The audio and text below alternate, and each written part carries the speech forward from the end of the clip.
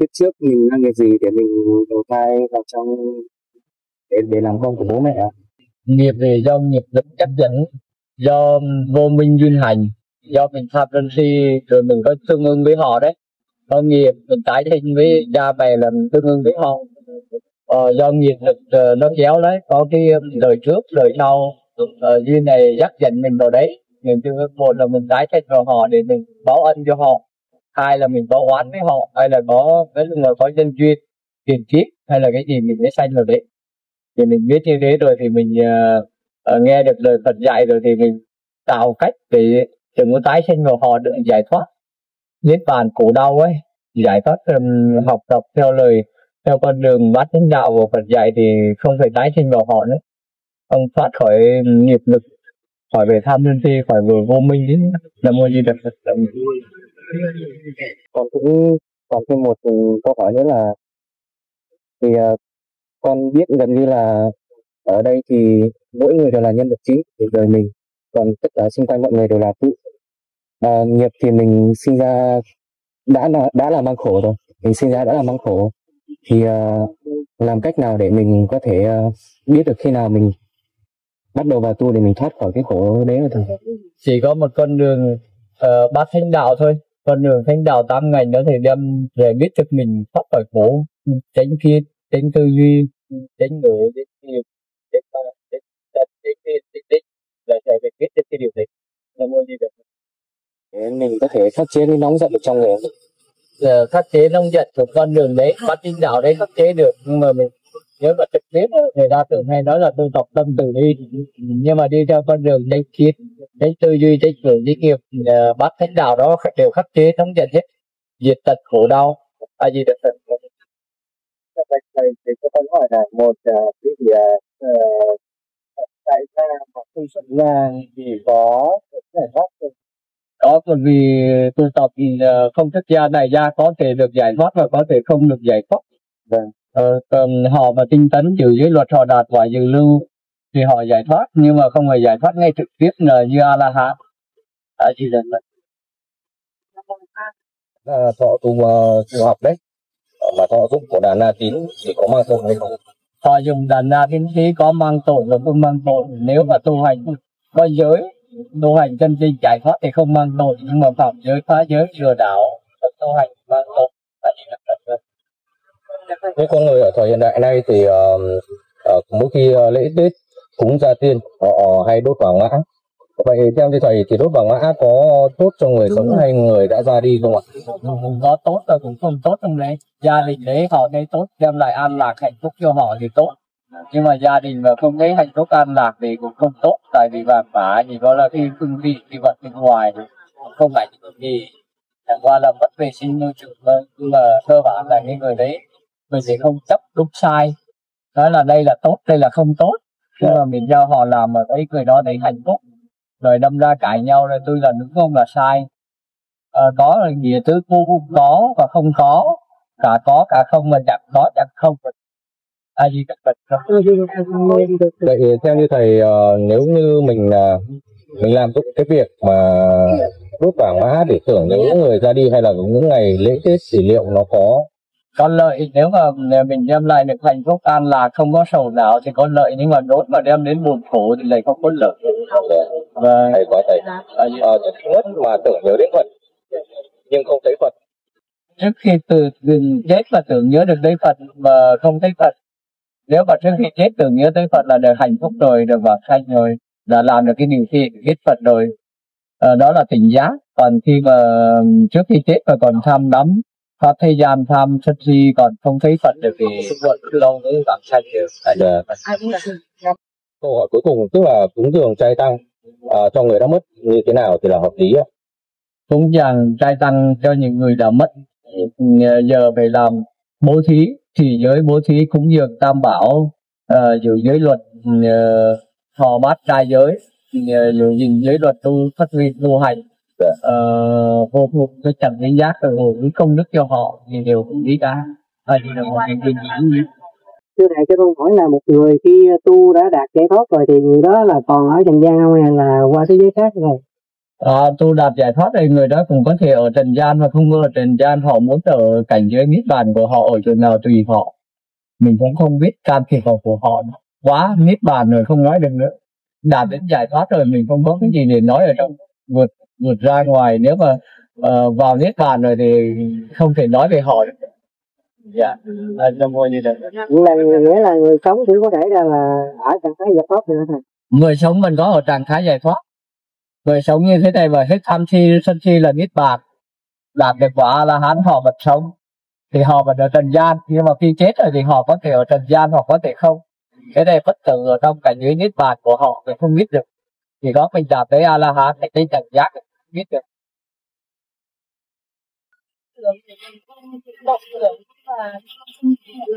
Chánh kiến với chánh tư duy đấy giờ nói ra ở đây rất ít thời gian nói không hết được, tại vì ở trong đấy mọi người có kinh Trung Bộ, kinh Nikaya đó, ở trong đấy Phật dạy rất là rõ ràng ở trong đấy. Các bài kinh đấy hình như bài số 20 hay bài số 22 gì đó, thì mọi người về tìm đọc kinh Nikaya đấy, Trung Bộ kinh đấy. Trung Bộ kinh của Hòa Thượng Thích Minh Châu đó, mọi người đọc thì sẽ rõ được chánh kiến như thế nào, chánh tư duy, chánh ngữ, chánh nghiệp, chánh mạng, chánh tinh tấn, chánh niệm, chánh linh. Mình nói cho cụ thể rõ ràng, bây giờ nói như thế này nó thiếu, nó không được sách giảng. Tại vì cái đấy có sách rồi thì mình về mình rà đến đấy mình đọc. Trung Bộ kinh, dạ, nó có 152 bài kinh, thì mình nghe hết Trung Bộ kinh rồi Trường Bộ kinh, Tăng Chi Bộ kinh, Tương Ưng Bộ kinh, Tiểu Bộ kinh, mình nghe những bộ đó thì rất là có lợi cho mình, tốt đẹp. Con gặp Linh Thanh Niên như là con là người của bóng mê ấy, bóng mê ấy ạ. Đã từ tuổi thành như đấy. Dạ con bị những cảnh giới của ba, nhưng mà mình có của ma thì những cái đó mình chưa biết hết được đâu. Dạ, khi nào mình vào thiền hay là những cái cảnh giới đó thì mình mới biết. Nam mô đi được. Dạ bạch thầy cho con hỏi, các quý Phật tử hỏi riêng một thầy về hỏi về Phật pháp, nhưng có một vị sư khác thêm vào lời nói của một lúc nói về pháp, thì như vậy trong giới luật có phạm không ạ? Không có phạm gì cả, họ nói cái điều tốt đẹp thì cũng điều tốt đẹp, tại vì họ nói thay mình cũng chả có gì đều đúng cả, nói đúng Phật pháp là được, tại vì đấy cũng nói giống như mình nói cái pháp đấy. Chả vấn đề gì, họ nói thay mình thì mình không nói nữa, nhưng mà họ không nói thì mình nói. Ai gì được thì sao mà nói đúng pháp. Con là tạo được sự sống cho vật khác, đúng không thầy? Đúng rồi, mình ban sự sống cho người khác. Thế là con có ý nghĩ là ví dụ những người mà ăn xin hành khất ở đường ấy, thì mình có thể mang cho họ để tặng cho họ, là mình có thể tặng cho họ là bánh quà với cả nước ấy ạ. Thì đấy cũng coi như là phóng sinh và có phước, đúng không thầy? Cái đấy cũng có phước, cũng tốt đẹp. Ban cho họ cái sự ăn uống, cái sức mạnh, cái thỏa mãn, cho họ cái ăn uống cho nó hạnh phúc, họ vui vẻ. Vậy còn cái việc mà thả chim để coi như là phóng sinh ấy thầy, thả chim thả cá thì thầy có ý kiến gì không? Thì cũng đều tốt đẹp, ban sự sống cho tự do cho chim muông các thứ loại chúng sanh, họ sống được hạnh phúc. Nhưng mà mình làm những cái điều gì đừng có cầu quả báo, đừng có cầu mong điều tốt đẹp, cứ thả ước nguyện cho họ được hạnh phúc vui vẻ theo đời sống của họ, hay là gặp ăn xin nhân mày cứ cho họ thấy ưng đều có thì mình cho, nhưng mà cũng không có cầu mong quả báo gì, mà mình không phải là ăn trộm ăn cắp, làm chân trái gì được Phật. Chứ mà mình làm bất trái mình đem cho thì không tốt. Cảm ơn chị. Con là một Phật tử hay kêu gọi kết nối các cơ quan trên mạng đó, thì trong đấy có một việc là phóng sinh, con rất là thường xuyên làm cái việc phóng sinh, rất là nhiều người đóng góp ấy, thì thầy cho con hỏi là cái chuyện mà con đang làm ăn duyên ấy. Nhưng mình gọi là cái đấy là đều tốt đẹp hơn những người, chẳng hạn như là mình phóng sinh rồi khuyến khích người phóng sinh, nó còn tốt đẹp hơn là tự mình phóng sinh, mình biết người khác. Nếu mà biết một cái điều lợi mình bày cho cái người khác làm cái điều lợi thì nó hơn hẳn chân nhân, còn hơn cả chân nhân nữa. Thì mình tốt đẹp hơn cái người mà chỉ biết phóng sinh cho mình, lợi ích cho mình, nhưng không biết bày cho người khác. Mấy năm nay bà con luôn kêu gọi cái việc phóng sinh á, và mọi người cũng rất là đồng ý. Và trong khi đấy cũng có rất là nhiều ý kiến trái chiều ấy, nói con là tam diện ấy ạ. Mình phát thanh là đúng thực chất, đừng có lừa đảo họ, đừng có kêu gọi họ rồi lừa đảo tiền bạc của họ.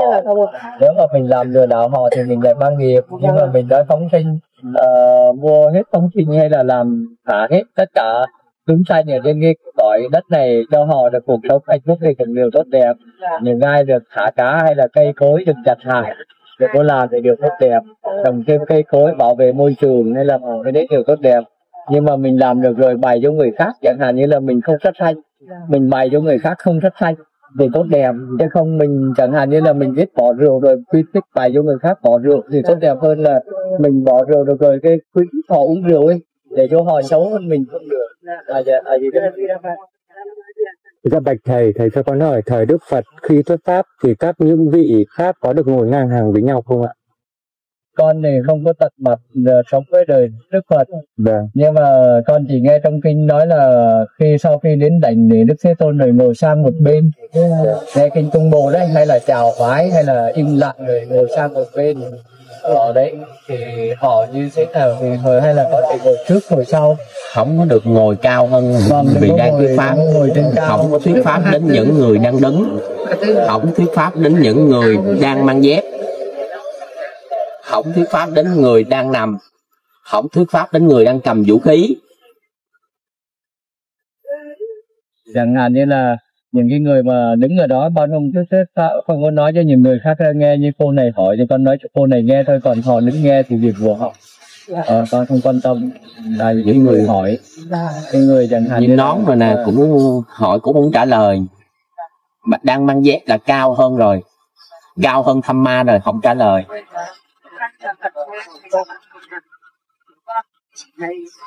Rất là nhiều cái nghiệp và bận, nhưng mà con có một cái tắt là con cũng rất là muốn tu hành, nhưng mà vì cuộc sống ấy con chưa làm được thì bây giờ con phải làm như nào? Chưa làm được mình cho cuộc sống ở nhà như thế mà con thì vất vả lắm, nhà con không mãi. Thế thì mình ước nguyện cố gắng giữ giới. Bây giờ đời nghiệp mình còn ra duyên chưa xuất gia được thì mình ước mong đời sau hay là cái gì đó mình phát nguyện là thành vô kiến ấy, chẳng chính giác để có thể bắt nhân nhân giống một gieo duyên, gieo cái nhân duyên như thế rồi đến một cái duyên nào đó, một cái đời nào đó mình tu hành mình nghe được cái cái chị hôm nay có rồi dư rồi nhận thêm là không được này nhỉ, nhận thêm mang nặng có rồi đủ rồi, nhận cái tấm lòng rồi hồi hướng không được. Sai gì được, sai gì được. Đây thì mọi người cũng giống như cha mẹ con cũng là người đang đi tập học, tu hành học theo lời Phật Thích Ca Mâu Ni chỉ dạy. Nhưng mà ở nhà mọi người làm việc thiện rồi giữ năm giới, rồi phát nguyện tâm vô thường chính đẳng chính giác tu thành Phật đấy, để nộp với tất cả mọi người phóng sanh làm cái điều thiện, điều tốt đẹp.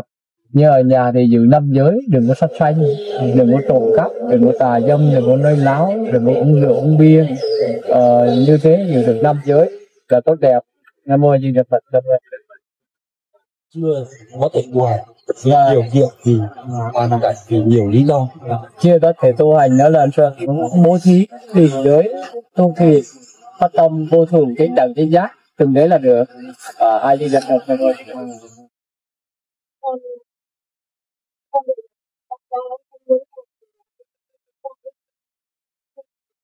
Tốt hơn nha.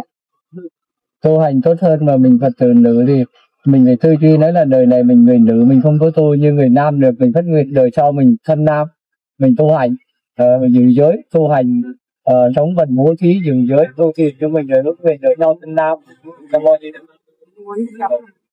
Dạ bạch thầy cho con hỏi, một vị sư mà nhận nước cúng dường của Phật tử rồi đổ nước xuống chân chỉ vì nóng, như vậy có phạm lỗi hay phạm trong giới luật không ạ? Không có pháp gì cả, tại vì họ cho họ rồi họ muốn dùng kiểu gì họ dùng. Mình bố thí cúng dường cho họ, chẳng hạn như giờ để vàng bạc để đó thì họ bỏ họ đi đó cũng không ảnh hưởng gì, tại vì đã bố thí cúng dường để họ sử dụng như thế nào việc của họ. Không tham lam nghiệp của họ tiêu trừ rồi họ có tận có độ, họ kể cả cho họ cả cái vương quyền như thế họ cũng nhận, để họ bỏ đó cũng không có tội gì cả. Giờ như thầy hỏi như thế, con cúng dường như thầy cả cái sông Hồng như thế, thầy muốn rửa thầy có xuống, cũng đâu có tội đâu. Cúng dường nước cả sông Hồng luôn cho thầy. Ban cho cả uống, rồi mình muốn tắm, rồi mình muốn chạy ở dưới đấy, thì mình muốn dồi chân dồi đầu hay mình muốn ở đâu cũng tốt đẹp ấy.